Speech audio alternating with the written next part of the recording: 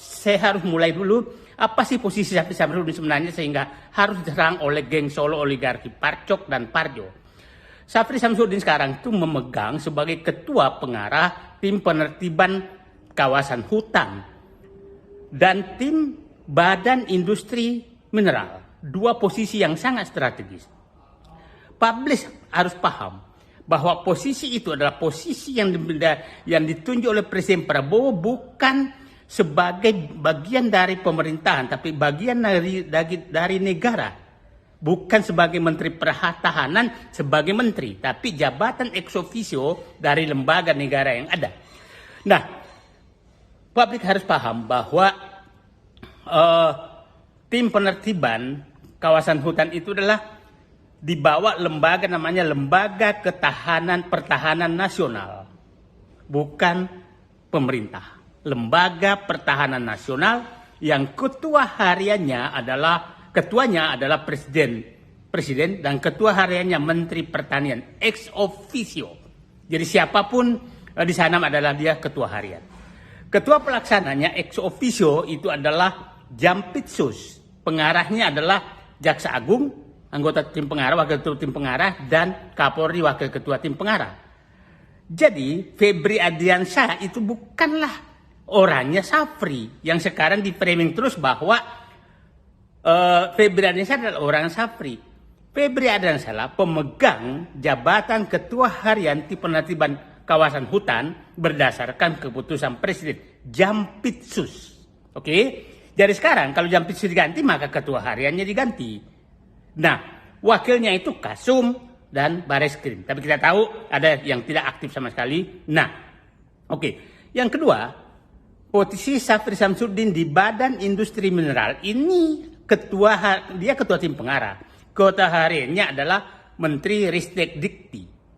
Wakil ketuanya adalah CEO Danantara Sigit. Jadi dua posisi memang yang digunakan Prabowo untuk melaksanakan tiga agendanya yang salah satunya pemberantasan korupsi, kemudian penertiban oligarki, dan pengembalian aset negara. Sangat dipahami bahwa pasti mereka penikmat semua itu, Solo, oligarki, Parcok, dan Parjo, pasti akan menyerang Syafri Samsudin. Dipastikan, itu dipastikan. Karena dialah tangan kanan Presiden Prabowo melakukan itu. Nah, saya kembali tadi, framing bahwa saya akan cerita framing apa yang terjadi. Framing yang menyatakan bahwa Febri adalah orangnya Syafri. Itu saya sudah katakan tadi, Febri adalah ketuanya Pak Syafri sebagai ketua pengarah tim penertiban kawasan hutan dan ketua harinya ex officio adalah Jampitsus. Nah, dari bocor macam-macam, saya katakan tadi, kalau ada yang bocorkan, artinya orang dalam yang bocorkan. Kalau itu tidak ada yang bocorkan, artinya karangan geng Solo oligarki Parcok untuk memojokkan Syafri Samsudin. Tapi dua-duanya memang tujuannya untuk memojokkan Syafri Samsudin. Nah, sekarang dia katakan di situ bahwa Syafri Samsudin macam-macam isu yang dilakukan oleh mereka, dan saya orang yang aktif medsos, saya paham betul bahwa medsos yang menyebarkan ini adalah afiliasi dari geng Solo oligarki Parcok. Oke, clear? Itu adalah mereka-mereka. Dan framingnya tiap saat seperti itu. Nah, tapi kalau memang ada bocoran, ada yang bocor di dalam, artinya ada faksi di dalam pemerintahan Prabowo yang memihak ke Solo oligarki Parcok. Dugaan saya itu yang terjadi. Bahwa ada faksi di dalam pemerintahan Prabowo yang memihak ke geng Solo oligarki Parcok untuk menggagalkan tiga agenda utama Presiden Prabowo, yaitu pemberantasan korupsi, penertiban oligarki, dan pengembalian aset negara. Nah, coba lihat framingnya sangat menurut saya sangat sadis lah.